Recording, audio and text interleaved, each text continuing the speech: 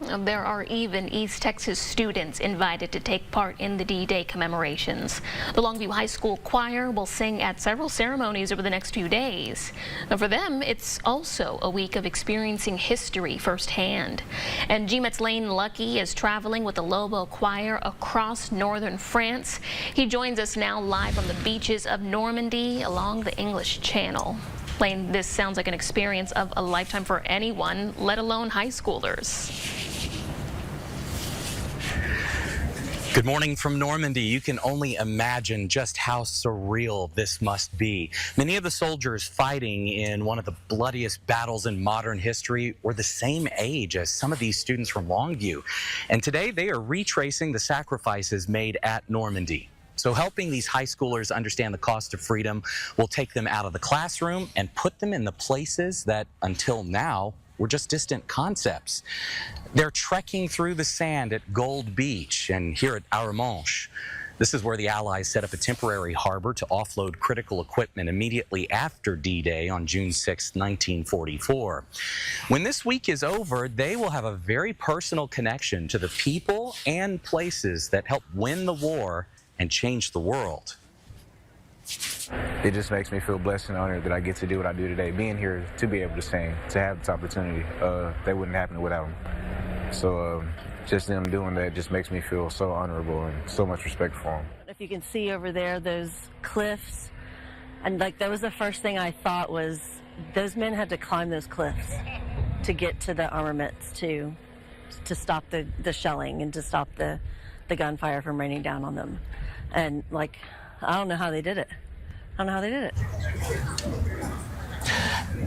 Now later in the afternoon, the Longview Choir will explore Bayeux, the first town to be liberated in the Battle of Normandy, and of course the site of a famous speech by French General Charles de Gaulle.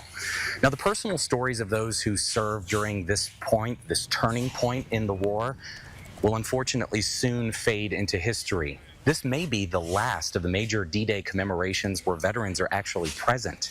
The youngest of those soldiers are now approaching 100.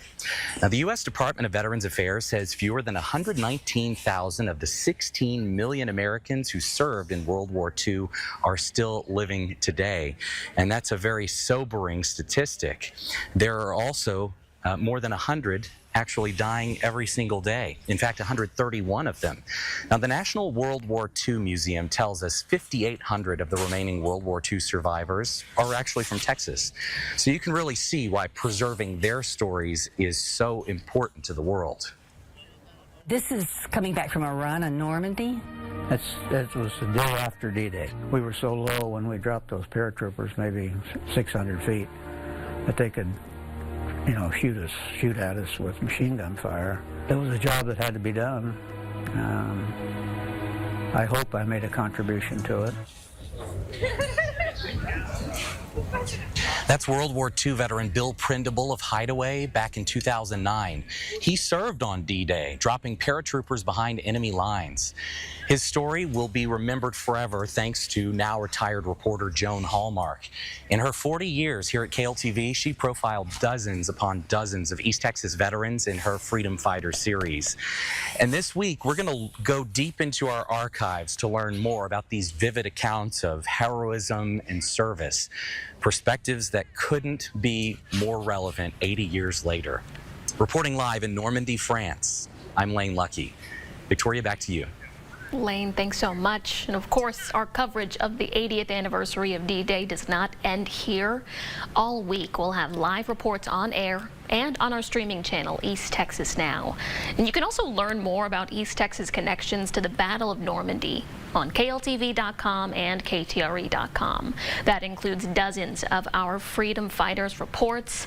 Just scan this QR code at the bottom of your screen to visit our D-Day in Focus page or click the tab at the top of our homepage.